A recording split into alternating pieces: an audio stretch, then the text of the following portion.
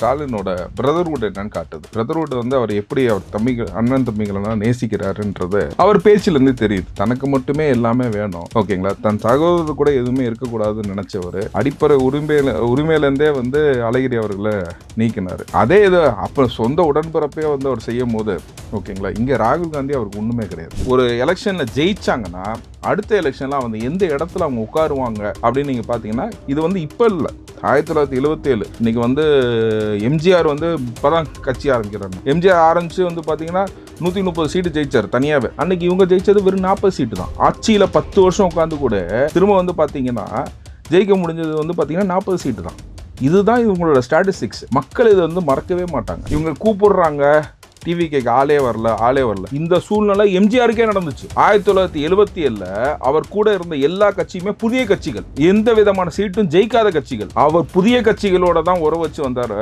பழைய கட்சிகள்னா இந்த டிஎம்கே கூட்டணியும் காங்கிரஸ் கூட்டணியும் அன்னைக்கு ஜனதான்னு ஒன்று இருந்துச்சு. அன்னைக்கு 4 முனை போட்டி. இன்னைக்கு same scenario has been reflecting back. இந்த சினாரியோவில் கூட பார்த்தீங்கன்னா எம்ஜிஆர் வந்து 30.5% பெற்று 4 முனை போட்டியில் வந்து பார்த்தீங்கன்னா 130 இடங்களை பிடிச்சி அவர் ஜெயிச்சார். இன்னைக்கு அதே சூழ்நிலை தான். இன்னைக்கு 10 வருஷம் இருந்தாங்கல்ல, அந்த ஆட்சியை விட்டாங்களா, யார்ட்ட விட்டாங்க, எம்ஜிஆர்ட்ட விட்டாங்கல்ல.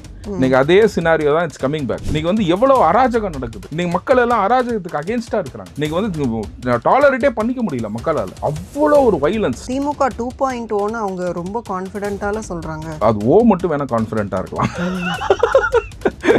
2ங்கிறது அவங்க சரித்திரத்திலே இல்லையே. இன்னைக்கு அது மாற்று கூட்டணியாக தான் வந்து தாவே காங்கிரஸ். இதுக்கு முன்னாடி மாற்று கூட்டணி வந்து நான் சொல்லுவேன் நாம் தமிழர் இருந்துச்சு ஒரு காலத்தில், ஓகேங்களா. இந்த even though is rising slowly ஒரு மாற்றம் இருந்துச்சு. இன்னைக்கு நாம் தமிழரில் இருக்கிற ஓட்டு பேங்க் எல்லாமே வந்து பார்த்தீங்கன்னா இன்னைக்கு தாவேக்காக மாறிடுச்சு.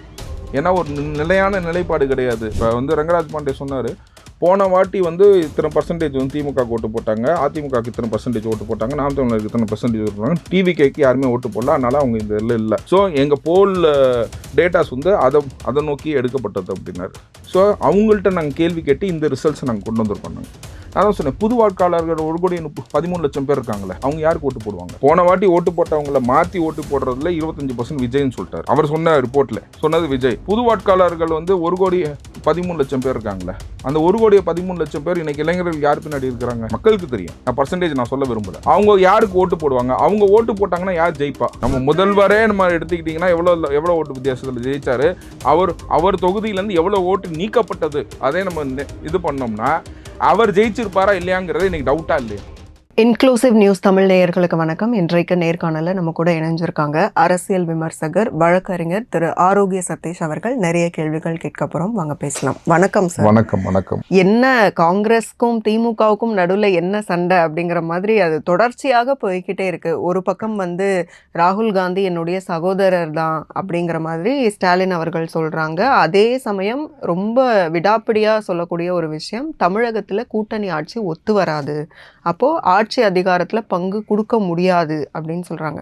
ஆனால் மாணிக்கம் தாக்கூர் எம்பியோட அப்படியே ஸ்ட்ரெயிட் ஆப்போசிட்டாக பார்த்தோன்னா அப்படியே ஆப்போசிட்டாக இருக்க அவருடைய கருத்துகள் பார்க்கும்போது, தமிழகத்தில் வந்து கூட்டணி ஆட்சியா இல்லை ஒரு கட்சி ஆட்சியான்னு மக்கள் முடிவு செய்வாங்கன்னு எதிர்கருத்தை முன்வைக்கிறார். அப்போ என்ன இவங்களுக்குள்ள என்ன குழப்பம் இருக்கா இல்லையா?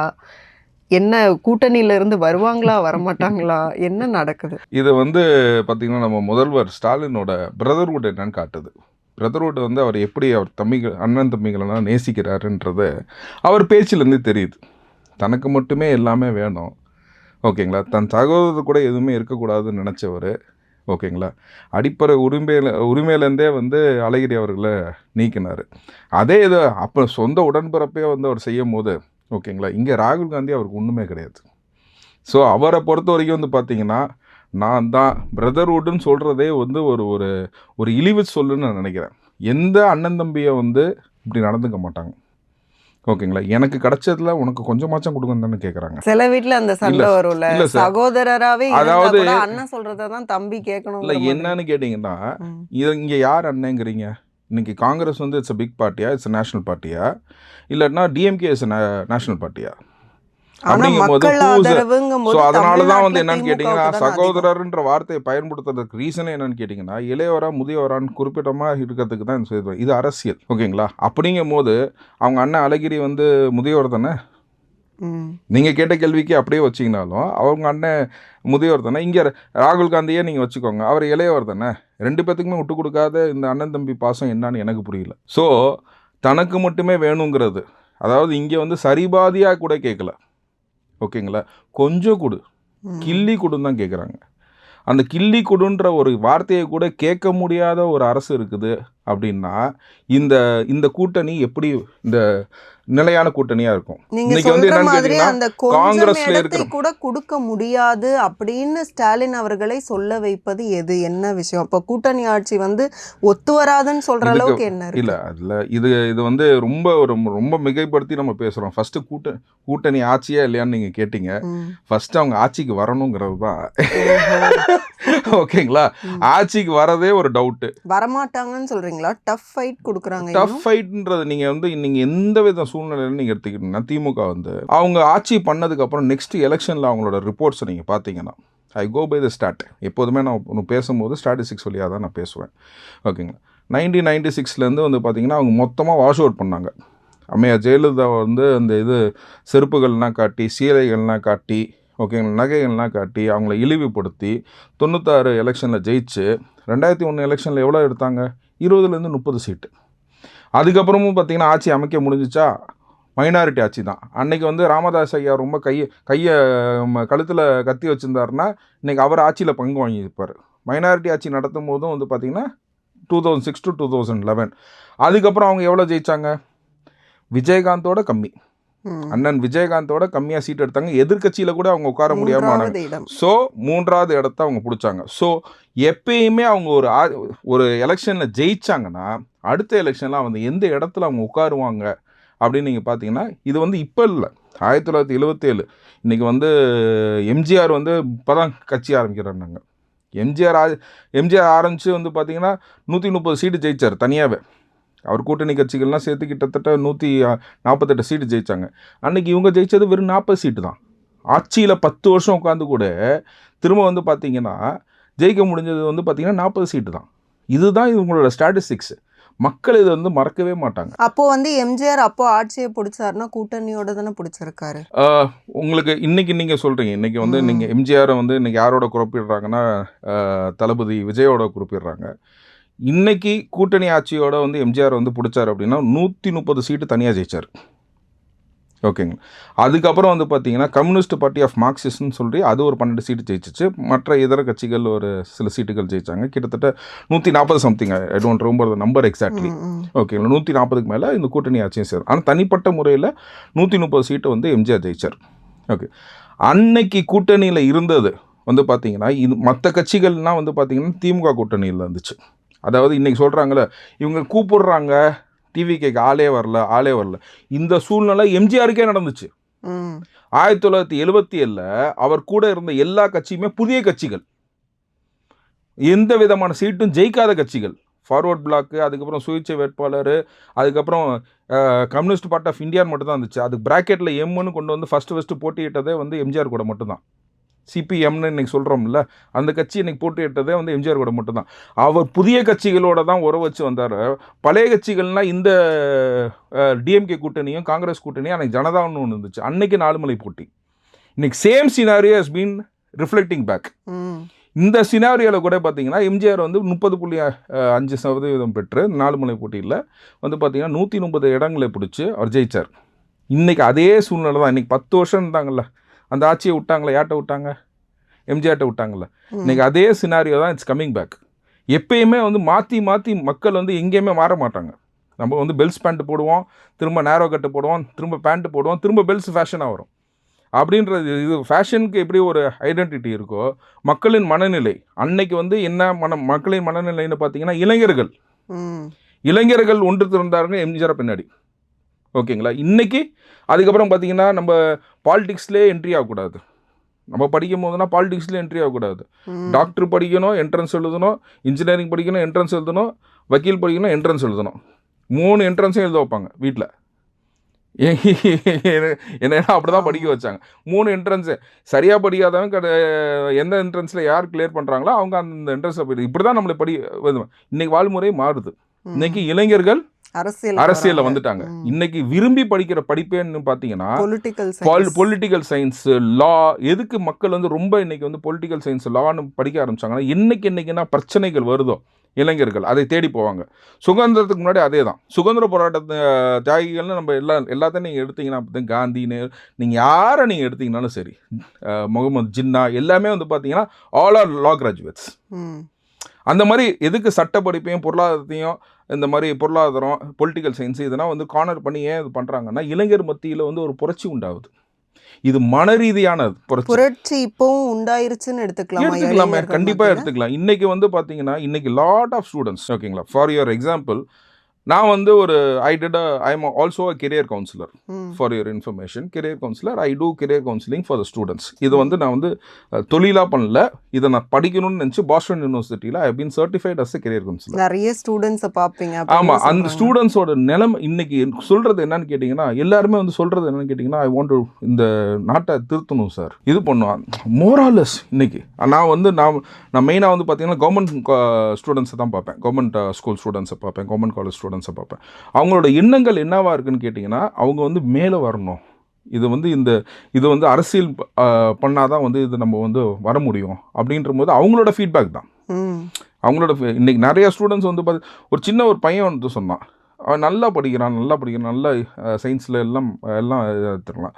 ஸோ நான் வந்து சொன்னேன், why you want to do law அப்படின்னு சொன்னோன்னே, சார் எங்கள் அப்பா ஆட்டோ டிரைவர் சார், ஓகே, நான் புது ஆட்டோ வாங்கிட்டு போகிறோம் சார், ஒரு போலீஸ்கார் எங்கள் ஆட்டோவை மடார்னு அடிச்சு, ஓரமாக போய், நாங்கள் ஓரமாக தான் சார் போனோம், முன்னாடி இருக்கவங்கள அடிக்கலை, பின்னாடி இருக்க கார் அடிக்கலை சார், ஆனால் எங்கள் புது ஆட்டோவை போட்டு அடித்தாங்க சார், அங்கே நான் கேள்வி கேட்கணும்னு நினைக்கிறான். ஸோ ஒரு இளைஞர், அதாவது அந்த பையன் வந்து பார்த்திங்கன்னா ஸ்டூடெண்ட்டு, ஸ்கூல் ஸ்டூடெண்ட்டு, அவன் எனக்கு சொன்னோடனே ஒரு மாதிரி ஆயிடுச்சு. எனக்கு என்ன பதில் சொல்கிறேன்னே தெரியல.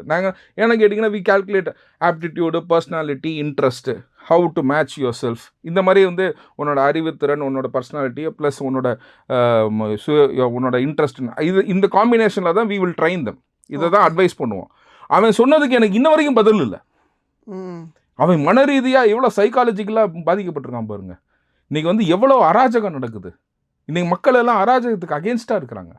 இன்றைக்கி வந்து டாலரேட்டே பண்ணிக்க முடியல மக்களால், அவ்வளோ ஒரு வைலன்ஸ். திமுக 2.0ன்னு அவங்க ரொம்ப கான்ஃபிடென்ட்டால சொல்கிறாங்க. அது மட்டும் வேணால் கான்ஃபிடென்ட்டாக இருக்கலாம். 2ங்கிறது அவங்க சரித்திரத்திலே இல்லையே,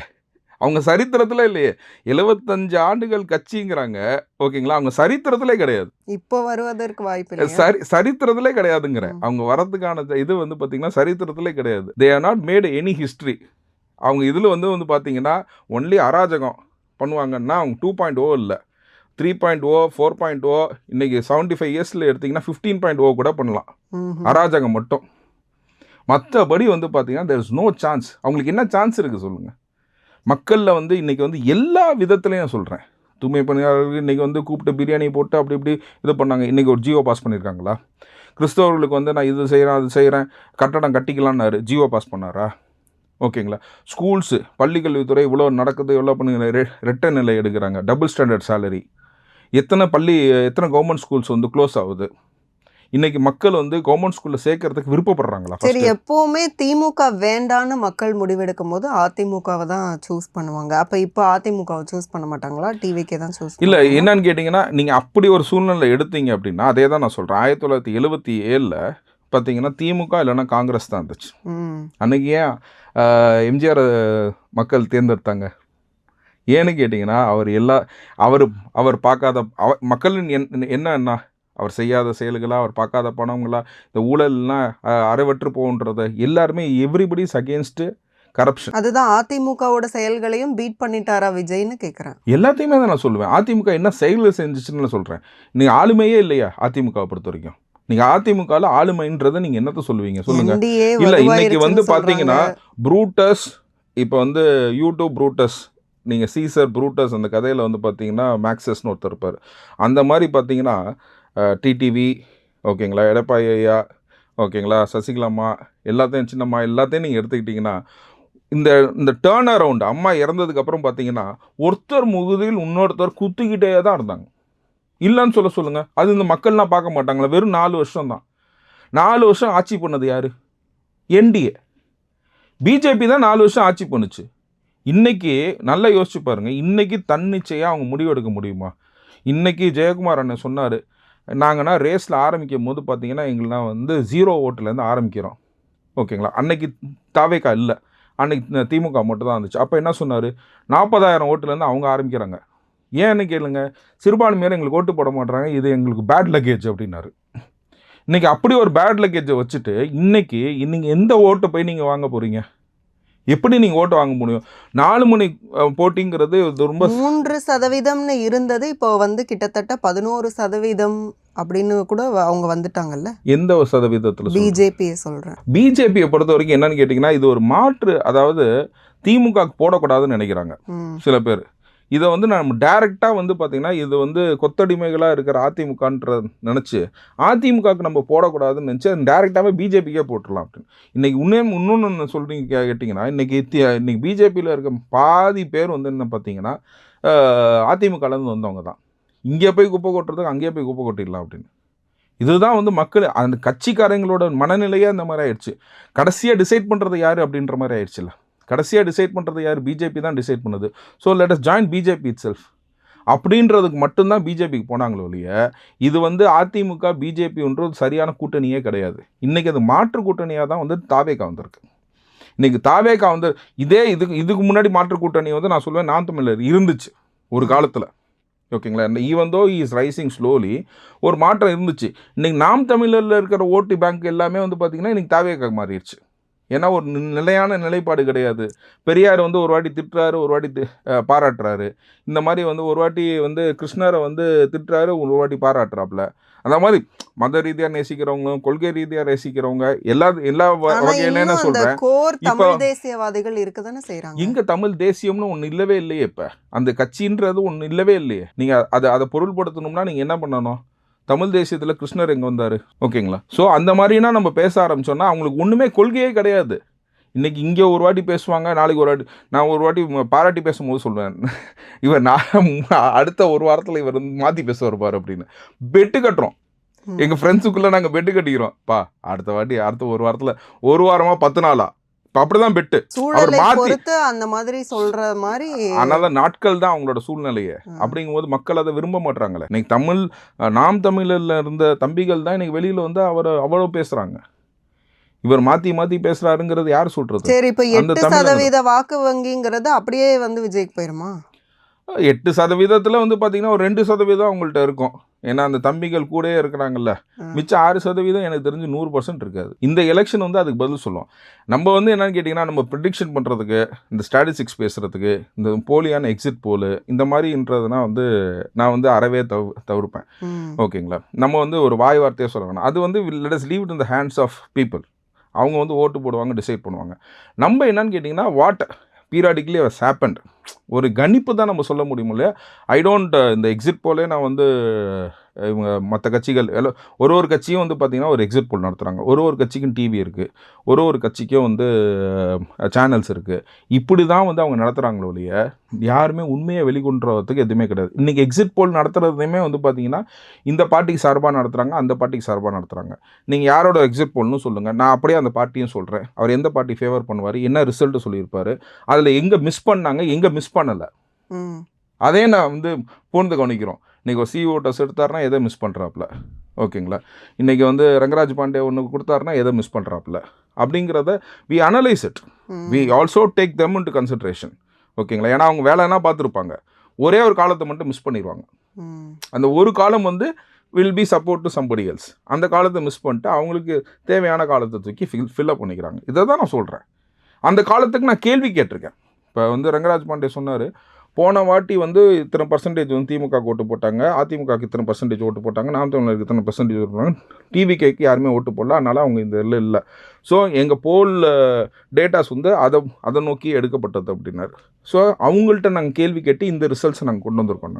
நான் தான் சொன்னேன், புது வாக்காளர்கள் 1,13,00,000 பேர் இருக்காங்களே, அவங்க யாருக்கு ஓட்டு போடுவாங்க? இவங்க சொன்ன இந்த போன வாட்டி ஓட்டு போட்டவங்கள மாற்றி ஓட்டு போடுறதுல 25% விஜய்ன்னு சொல்லிட்டார். அவர் சொன்ன ரிப்போர்ட்டில் சொன்னது விஜய். புது வாக்காளர்கள் வந்து 1,13,00,000 பேர் இருக்காங்களே, அந்த 1,13,00,000 பேர் இன்றைக்கி இளைஞர்கள் யார் பின்னாடி இருக்கிறாங்க? மக்களுக்கு தெரியும். நான் பர்சன்டேஜ் நான் சொல்ல விரும்பல. ஓகேங்களா? அவங்க யாருக்கு ஓட்டு போடுவாங்க? அவங்க ஓட்டு போட்டாங்கன்னா யார் ஜெயிப்பா? ஸோ 25%ங்கிறது 40%ன்னு ஆகிறதுக்கு நிறைய வாய்ப்புகள் இருக்குதா இல்லையா? ஸோ இன்னைக்கு எஸ்ஐஆர் வந்து எல்லாத்தையும் ரெடியூஸ் பண்ணியிருக்கா இல்லையா? 5 கோடி, இன்னைக்கு 5 கோடி 25 லட்சம் தான் இன்னும் ஃபைனல் டேட்டா வரல.